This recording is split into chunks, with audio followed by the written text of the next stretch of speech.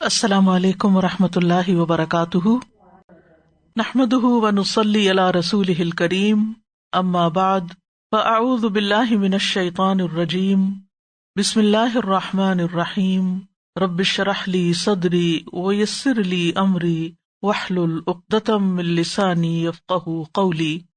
وَلَكُمْ نِصْفُ مَا تَرَكَ أَزْوَاجُكُمْ إِن لَّمْ يَكُن لَّهُنَّ وَلَدٌ فَإِن كَانَ لَهُنَّ وَلَدٌ فَلَكُمُ الرُّبُعُ مِمَّا تَرَكْنَ مِن بَعْدِ وَصِيَّةٍ يُوصِينَ بِهَا أَوْ دَيْنٍ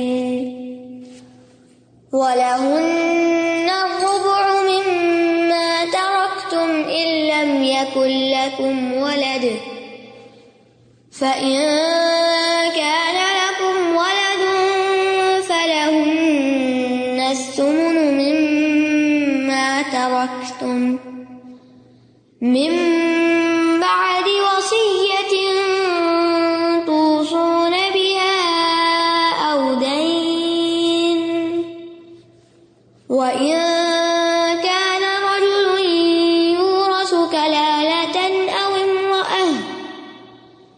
امْرَأَةٌ وَلَهُ أَخٌ أَوْ أُخْتٌ فَلِكُلِّ وَاحِدٍ مِّنْهُمَا السُّدُسُ فَإِن كَانُوا أَكْثَرَ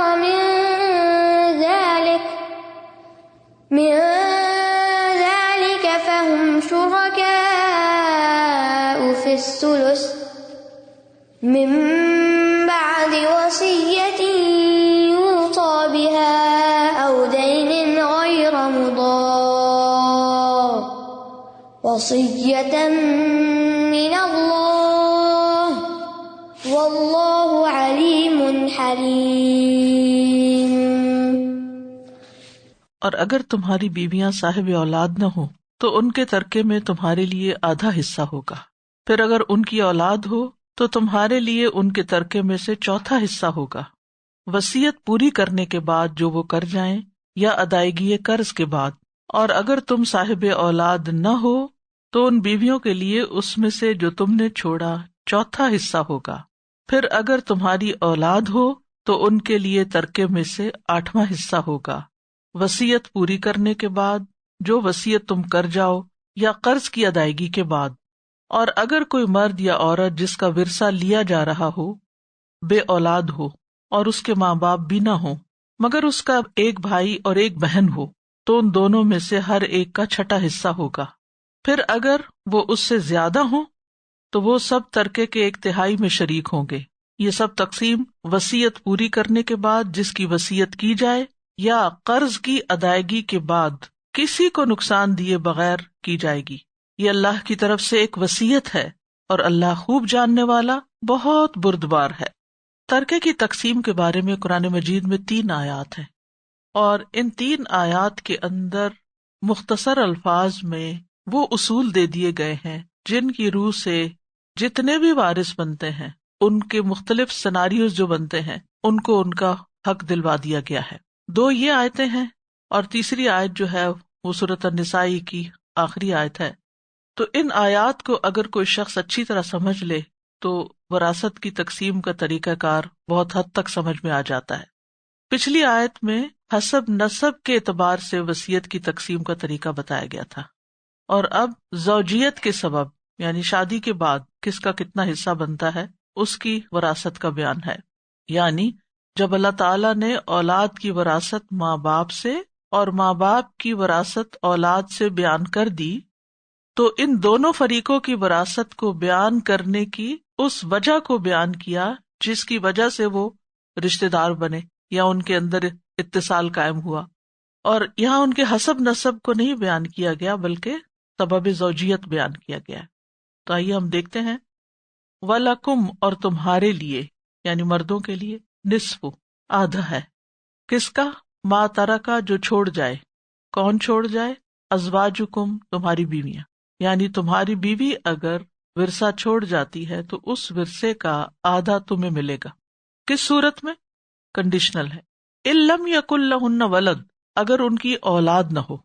یہاں ازواج کا لفظ استعمال ہوا جو زوج کی جمع ہے، اور ولد کا لفظ جو ہے یہ چلڈرن کے لیے استعمال ہوتا ہے، بچوں کے لیے استعمال ہوتا ہے. آج کل زیادہ تر ولد کو بیٹے کے معنوں میں استعمال کیا جاتا ہے، اور لا ولد مر گیا اردو میں بھی استعمال ہوتا ہے، یعنی بے اولاد کے معنوں میں. تو ان لم یکن لہن ولد یعنی ان کی اگر اولاد نہیں. فإن کان لہن ولد، پھر اگر کوئی عورت فوت ہوتی ہے اور اس کے بچے بھی ہیں، فلکم الربع، تو تمہارے لیے چوتھا حصہ ہے، یعنی میاں کو چوتھا ملے گا. مما ترکنا، اس میں سے جو وہ چھوڑ جائیں. کب؟ من بعد وصیت یوصین بہا، اس وصیت کو پورا کرنے کے بعد جو وہ عورتیں وصیت کر جائیں، یعنی عورت کو بھی حق وصیت ہے. او دین، یا قرض کی ادائیگی کے بعد جو قرض وہ چھوڑ جائیں. وراثت تیسرے نمبر پہ تقسیم ہوگی. وَلَهُنَّ الرُّبُعُ، اور ان عورتوں کو چوتھا حصہ ملے گا، 1/4 ملے گا. مما ترکتم، اس میں سے جو تم نے ورثہ چھوڑا. کس شرط پہ؟ ان لم یکن لکم ولد، اگر تمہاری کوئی اولاد نہ ہو. فإن کان لکم ولد، اور اگر تمہاری اولاد ہو، فلہن الثمن مما ترکتم، تو ان کے لیے 8واں حصہ ہے اس میں سے جو تم نے چھوڑا. یہاں تک ایک بات مکمل ہوتی ہے، اس کی تھوڑی مزید وضاحت اور اس کے بعد اگلی بات شروع کریں گے. تو یہاں سب سے پہلے شوہر کی وراثت بتائی گئی ہے، یعنی بحیثیت وارث شوہر کی 2 صورتیں ہیں. ایک حالت میں وہ بیوی کے ترکے میں سے نصف لیتا ہے، اور یہ کون سی صورت ہے؟ جب اس کی اولاد نہ ہو، یعنی اس کی بیوی اپنے پیچھے اپنے بطن میں سے، یعنی اس کی اپنی سگی کوئی اولاد نہ چھوڑے. یا مزید بھی دیکھا جائے گا جو سنت سے پتہ چلتا ہے، اولاد میں سے اولاد، یا اس کی اولاد میں سے کوئی اولاد نہ چھوڑے. یعنی اگر عورت کی اس شوہر سے، یا کوئی اگر طلاق یافتہ ہے یا بیوہ ہے تو پچھلے شوہر سے کوئی اولاد نہ ہو، ٹھیک ہے، یا اس کی آگے اولاد نہ ہو، رائٹ، کیونکہ اولاد میں اپنے بچے بھی آتے ہیں اور بچوں کے بچے بھی آتے ہیں. پھر اگر وہ اولاد چھوڑ گئی ہے تو شوہر کے لیے ترکے میں سے چوتھا حصہ ہوگا. یہ دوسری حالت ہے. ان دونوں صورتوں میں سے جو باقی بچے گا وہ باقی وارثوں کو دیا جائے گا. لیکن وراثت کی تقسیم کب ہوتی ہے؟ من بعد وصیت یوصین بہا او دین. یاد رکھیے کہ جب کوئی شخص فوت ہو جاتا ہے تو اس کے مال میں سے سب سے پہلا کام جو کرنا ہوتا ہے خود اسی میت کے اوپر خرچ کرنا ہوتا ہے. اس کے غسل کروانے میں، اگر کوئی پروفیشنل غسل کر رہا ہے اور وہاں پیمنٹ دینی ہے، اس کے کفن میں، اس کے جنازے کو لے جانے میں، اس کی قبر کی کھدائی میں، قبر کی زمین کی پیمنٹ میں، یعنی میت کے اوپر جتنے بھی خرچے آتے ہیں یہ سارے خود میت کے مال میں سے جو اس نے پیچھے چھوڑا اس میں سے ادا کیے جائیں گے. تو یہ کس کا حق ہوا؟ پہلا حق خود میت کا حق ہے چھوڑے ہوئے مال میں سے، اور یہ ہمیں سنت سے پتہ چلتا ہے. دوسرا حق جو ہے قرض داروں کا ہوتا ہے. یعنی اگر میت مقروض مری ہے، مثلاً $1 ملین چھوڑ کے مری اور $1 ملین ہی قرضہ بھی چھوڑا ہے ساتھ، تو اب کیا ہوگا؟ سب سے پہلے قرضہ ادا کیا جائے گا. اور اگر اس نے وصیت بھی کی ہوئی ہے تو وصیت پوری نہیں کی جائے گی، قرضہ ادا کیا جائے گا. قرآن مجید میں وصیت کا لفظ پہلے آتا ہے، لیکن سنت سے پتہ چلتا ہے کہ تقسیم کے وقت قرض پہلے ادا کیا جائے گا. تو پہلے پھر وصیت کا ذکر کیوں آیا؟ اس لیے کہ عام طور پر لوگ وصیت کو مانتے نہیں یا اگنور کر دیتے ہیں، اس کو پورا نہیں کرتے، تو اس کی اہمیت کے پیش نظر اس کو پہلے رکھا گیا. اگر قرض ادا ہو جاتا ہے تو پھر بعد میں وصیت پوری کی جائے گی. یاد رکھیے قرض چاہے اس نے اپنی ذاتی کام کے لیے لیا، کوئی گھر خریدا یا کوئی گاڑی خریدی یا کوئی اور چیز اس نے لی، یا روزمرہ کے اخراجات کے لیے اس نے پیسے لیے کہ مجبور تھا کہ اس کے پاس کوئی چیز ایسی نہیں تھی کہ جو روزمرہ کے اخراجات پورے کر سکتی، لیکن کوئی پراپرٹی تھی مثلاً تو اس میں سے کوئی آمدنی رک گئی، وٹ ایور ریزن، یا پھر بزنس میں انویسٹمنٹ کی قرضہ لے کے، واٹ سو ایور، کسی بھی قسم کا قرضہ ہو، اس قرضے کی ادائیگی سب سے پہلے کی جائے گی. تو پہلا خرچہ خود میت کے اوپر، دوسرا خرچہ قرض کی ادائیگی میں. اور اگر قرض ادا کرنے کے بعد کچھ نہ بچے تو پھر وصیت پوری نہیں کی جائے گی، لیکن اگر بچتا ہے تو پھر پہلے وصیت پوری کی جائے گی. ٹھیک ہے، اور وصیت 1/3 ہونی چاہیے بس. اس سے کم ہو تو زیادہ بہتر ہے، زیادہ نہیں ہونی چاہیے. اگر اولاد غنی ہے، مثلا کھاتے پیتے ہیں بچے، تو 1/3 وصیت کر سکتا ہے. لیکن اگر اولاد ہی فقیر ہے تو پھر 1/3 بھی نہیں کرنی چاہیے، 1/4 یا 1/5. ابن عباس کے بارے میں کہا جاتا ہے کہ وہ کہتے تھے کہ ہمیں 1/4 زیادہ پسند ہے اور 1/5 اس سے بھی زیادہ، کیونکہ نبی صلی اللہ علیہ وسلم اور اللہ سبحانہ تعالیٰ نے غنیمت کے مال میں سے اپنا 5واں حصہ رکھا ہے. تو اگر 5واں حصہ ہو تو وہ زیادہ پسندیدہ ہے. لیکن اگر یہ کہ سب بچوں کے پاس بھی ہے تو انسان چاہتا ہے میرے پیچھے صدقہ جاریہ ہو اور میں کسی اچھے کام میں لگا جاؤں، تو بس میکسیمم لمٹ کیا ہے؟ 1/3، اس سے زیادہ نہیں کر سکتے. اس کے بعد یعنی میت کے اوپر خرچ، قرض کی ادائیگی، وصیت کے پورے کرنے کے بعد وارثوں میں تقسیم ہوگا. اچھا، ہمارے ہاں کیا طریقہ کار ہے؟ وارث پہلے سے تیار بیٹھے ہوتے ہیں، یہ تو میرا ہے، اور بیٹھ کے پہلے حساب کتاب کرتے، یہ اس کو جائے گا، اس کو جائے گا. بھائی میت کا سب سے پہلے سوچو، جب تک قرضہ ادا نہیں ہوتا کسی وارث کو ایک پائی بھی نہیں ملے گی. یہ اللہ کا قانون ہے، یہ کسی بندے کا بنایا ہوا نہیں ہے. اور اگر وارث اس کے اوپر عمل نہیں کرتے تو وارث گناہگار ہوں گے. میت شاید چھٹ جائے کیونکہ اس نے تو اپنے پیچھے مال چھوڑا تھا جس سے ادائیگی ہو سکتی تھی، لیکن وارثوں نے اپنا فائدہ سوچا کہ ہمیں کیا ملے گا اور میت کو بھول گئے، تو یہ بھی پکڑے جائیں گے کہ انہوں نے کیوں نہیں ادائیگی کی. وَإِن كَانَ رَجُلٌ يُورَثُ كَلَالَةً، اور اگر کوئی مرد فوت ہو جائے جس کی وراثت تقسیم کی جا رہی، یورث مجہول ہے، کلالتن وہ کلالہ ہے. کلالہ وہ شخص ہوتا ہے جس کے نہ والدین ہو، نہ دادا دادی ہو، نہ اولاد ہو، نہ پوتے پوتیاں ہو، نہ اوپر کوئی نہ نیچے کوئی. اگر انسان کو یعنی کہ جیسے کہ ایک ہیومن باڈی ہے، تو اگر ہم سمجھے کہ ایک سر ہے ہمارا اور ایک پاؤں ہے اور ایک ہمارے بازو، تو رشتہ داروں کو بھی یوں تقسیم کیا جا سکتا ہے. سر کو آپ سمجھے کہ والدین اوپر والے، اور پاؤں کی طرف یعنی اولاد اور اولاد کی اولاد وغیرہ، اور بازو جو ہے وہ بہن بھائی. ٹھیک ہے، اب نہ سر ہے نہ پیر ہے، یعنی نہ والدین ہے، نہ والدین کے والدین ہے، نہ اولاد ہے، نہ اولاد کی اولاد ہے، کوئی بھی نہیں ہے. اور کیا ہے؟ وَلَهُ أَخٌ أَوْ أُخْتٌ، بازو ہے، ایک بھائی ہے یا ایک بہن ہے. فَلِكُلِّ وَاحِدٍ مِّنْهُمَا السُّدُسُ، تو ان میں سے ہر ایک کو چھٹا حصہ ملے گا، یعنی ایک کی صورت میں چھٹا. فَإِن كَانُوا أَكْثَرَ مِنْ ذَلِكَ، لیکن اگر وہ اس سے زیادہ ہوں، فَهُمْ شُرَكَاءُ فِي الثُّلُثِ، تو وہ 1/3 میں شریک ہوں گے. یعنی 1/3 مال جو میت کا بچے گا اس میں سب بہن بھائیوں کو برابر کا پھر دے دیا جائے گا. اب یہ تھوڑی سی اس کی مزید وضاحت ہے. یہ جو کلالہ ہے، کلالہ کا لفظ کلل سے ہے. کلل کہتے تھک جانا، گویا اس شخص تک پہنچتے پہنچتے سلسلہ نسب تھک گیا، آگے اولاد نہیں ہوئی، بس آگے نہیں چل سکا. جیسے کوئی بندہ چلتے چلتے تھک جائے اور بیٹھ جائے، آگے نہ جائے، سلسلہ ہی ختم، سفر ختم. تو یہاں بھی نسب چلتے چلتے تھک گیا، بس آگے اولاد نہیں ہوئی، سلسلہ ختم. لیکن کلالہ شخص کے وارث پھر اس کے بہن بھائی بنتے ہیں. ٹھیک ہے، اور یہاں جو بھائی بہنیں بیان کیے گئے ہیں یہ ماں کی طرف سے لگنے والے بھائی بہنیں ہیں. باپ کی طرف سے جو ہے وہ سورۃ النساء کے آخری والی آیت میں آئے گا.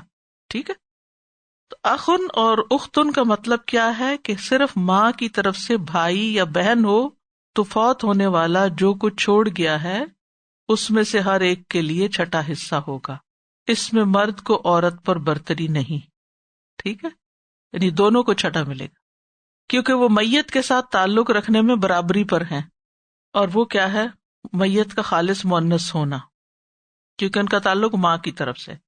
بہن بھائی اگر ایک سے زیادہ ہوں تو ان کا حصہ کتنا ہوگا؟ فَإِن كَانُوا أَكْثَرَ مِنْ ذَلِكَ، تو پھر 1/3 میں سب شریک ہوں گے، یعنی 1/3 نکال کے اور اس کو سب پر برابر تقسیم کر دیا جائے گا، مردوں عورتوں، لڑکیوں لڑکوں دونوں کو برابر دیا جائے گا. اور باقی مال اصحاب الفروض اور ورثاء میں سے جو عصبات ہیں ان کو دیا جائے گا. اور ماں کی طرف سے لگنے والے بہن بھائیوں کی 2 حالتیں ہو گئی، ایک ہے ایک اور دوسری میں ایک سے زیادہ.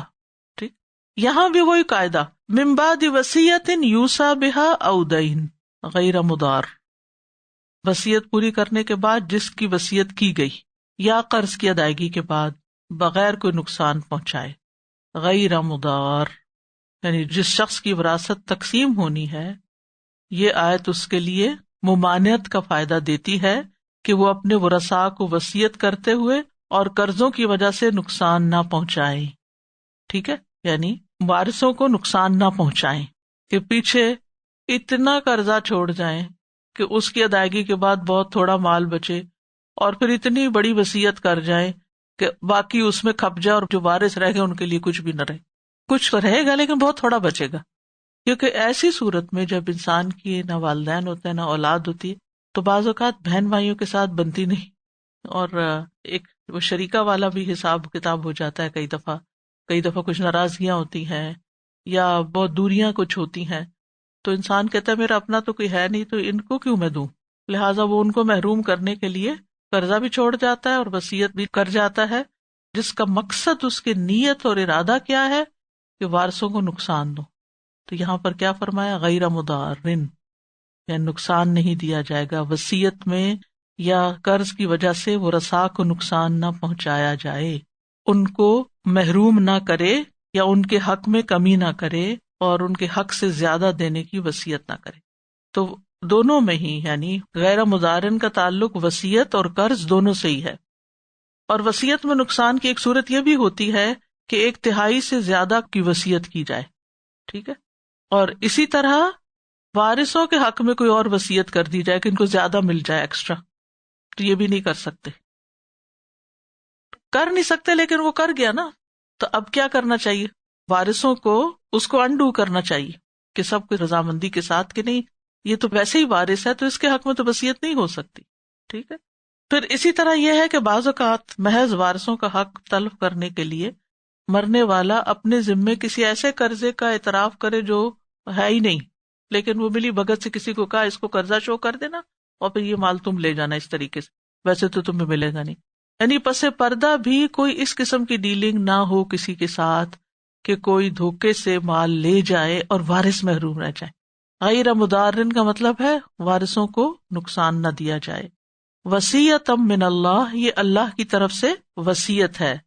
وصیت کا کیا مطلب ہوتا ہے؟ تاکیدی حکم، یعنی جب کوئی فوت ہو جائے تو مال کی تقسیم کرنا ضروری ہے اور ان قاعدوں کے مطابق تقسیم کرنا ضروری ہے جو اللہ تعالیٰ نے تم پر لازم کیے ہیں. واللہ علیم حلیم، اور اللہ تعالیٰ بہت علم والا ہے، بہت حلم والا ہے. یعنی اللہ تعالیٰ ہر چیز کو جانتا ہے، تمہارے دلوں کے خیالات تک کو جانتا ہے، تمہاری چھپی ہوئی حرکتوں کو جانتا ہے. اور اللہ تعالیٰ اس لحاظ سے بھی علیم ہے کہ اس کو پتا تھا کہ کون کتنا حقدار ہے، کس کو کتنا ملنا چاہیے. یہ حصے اللہ نے مقرر کیے ہیں، ان میں کمی بیشی نہیں کی جا سکتی. اپنی طرف سے یہ سوچ کے کہ فلاں شخص زیادہ غریب ہے اس کو زیادہ دے دو، فلاں زیادہ مستحق ہے اس کو زیادہ دے دو، اس کو کیا ضرورت ہے لینے کی، بیٹیوں کو کیوں دینا. اور خاص طور پر آپ دیکھیں گولڈ وغیرہ تو بچیوں کو کچھ نہ کچھ دے ہی دیا جاتا ہے، لیکن اگر زرعی زمینیں ہوں یا پراپرٹیز ہوں یا مشترکہ زمینیں ہوں تو اس میں تو ہمارے ہاں عمومی طور پر بہت زیادہ ظلم کیا جاتا ہے کہ بچیوں کا حصہ نہیں نکالا جاتا، وہ کسی نہ کسی طرح زبردستی معاف کرا دیا جاتا ہے. تو بہرحال یہ اللہ سبحانہ وتعالیٰ کی طرف سے جو تاکیدی حکم ہے اس پر عمل کرنا چاہیے، اور انسان کو زندگی میں ہی موت کی تیاری کر لینی چاہیے. جیسے ہم شادی کی تیاریاں کرتے ہیں اور کئی قسم کی پڑھائی کی تیاریاں کرتے ہیں، کیا پڑھنا ہے کیا زندگی کے ہر کام کی پلاننگ کر رہے ہوتے ہیں، تو موت کی بھی پلاننگ کرنی چاہیے کہ جب میں فوت ہوں تو میرے پیچھے میرا کفن دفن اس کا خرچہ ہے کہ نہیں، قبر کی زمین کے پیسے ہیں یا نہیں. تو ان چیزوں کے لیے بھی سیونگ کرنی چاہیے تاکہ وارثوں کے اوپر بلا وجہ کا بوجھ نہ پڑے کہ آپ اتنے پیسے چھوڑ ہی نہیں رہے جتنا آپ کا خرچہ ہو گیا، تو وہ الٹا پھر انہیں کے اوپر آ جائے گا، جو لینے والے تھے ان کو دینے پڑ رہے ہیں. پھر اسی طرح یہ کہ اگر کوئی وصیت کرنی ہے تو اس کو لکھ کے رکھنا چاہیے، کیونکہ رسول اللہ صلی اللہ علیہ وسلم نے فرمایا جو مسلمان وصیت کرنا چاہتا ہے وہ 2 راتیں بھی نہ گزارے الا یہ کہ اس کے پاس وصیت لکھی ہوئی ہو. اسی طرح پھر اولاد کی سب سے بڑی ذمہ داری عائد ہوتی ہے کہ وہ والدین کی وصیت کو پورا کریں، اور ان کیس اگر اولاد نہیں ہے اور بیٹا فوت ہو گیا ہے تو والدین کی ذمہ داری بنتی ہے. یعنی اگر اولاد چھوٹی ہے اور والدین زندہ ہے تو والدین کی ذمہ داری بنتی ہے کہ وہ وصیت کو پورا کریں، یا قرضہ ہے تو اس کو ادا کریں، اس کی فکر کریں. پھر اسی طرح یہ کہ بچے کی وصیت کو بھی پورا کیا جائے گا. یعنی اگر کسی نابالغ بچے نے کوئی وصیت کی ہے اور وہ فوت ہو گیا، بعض اوقات آپ دیکھیں جیسے بچوں کو کینسر ہو جاتا ہے یا کچھ، تو ڈاکٹرز کہہ دیتے ہیں کہ بس اب یہ چند دن کا ہی مہمان ہے اور اس کے پاس کچھ ہے اور تھوڑا ہوش آواز میں بھی ہے، تو اپنے لیے اگر وصیت کرے گا تو یہ سوچ کے نہیں چھوڑ دیا جائے گا کہ یہ تو بچہ ہی ہے، اس کی وصیت کو کیا کرنا۔ تو وصیت کے لیے یاد رکھیے کہ 1/3 سے زیادہ نہ ہو، کسی وارث کے حق میں نہ ہو۔ پھر اسی طرح یہ ہے کہ ضرورت مند وارث سے فرار حاصل کرنے کے لیے نہ ہو، کل مال کی وصیت قطعاً نہیں کر سکتے۔ حضرت سعد کی جب نبی صلی اللہ علیہ وسلم نے بیماری میں عیادت کی تو انہوں نے کہا میں اپنا سارا مال وصیت کر جاؤں کیونکہ میری تو پیچھے ایک بیٹی ہی ہے، تو آپ نے فرمایا کہ نہیں، مال ہمارے پاس ہے لیکن یہ اللہ تعالیٰ کی امانت ہے۔ اور سفیان ثوری کہتے ہیں کہ جس نے تہائی حصے کی وصیت کی گویا کہ اس نے کچھ نہیں چھوڑا، اور اس کا تہائی مال سے زیادہ کی وصیت کرنا جائز نہیں۔ تو یہ ہمارا مال ہمارا ہے لیکن ہمارا نہیں بھی ہے، یہ اللہ کی امانت ہے ہمارے پاس۔ قیامت کے دن جو سوال ہوں گے مال کے بارے میں، وہ اس بارے میں بھی ہوگا کہ کہاں سے آیا اور پھر کہاں لگایا، صرف زندگی میں نہیں کہاں لگایا، مرنے کے بعد بھی کہاں لگے گا، کس کو جانا چاہیے اور کیسے جائے گا، اس کی بھی پلاننگ ہونی چاہیے۔ وآخر دعوانا ان الحمد للہ رب العالمین۔ سبحانک اللہم وبحمدک، اشہد ان لا الہ الا انت، استغفرک واتوب الیک۔ السلام علیکم ورحمۃ اللہ وبرکاتہ۔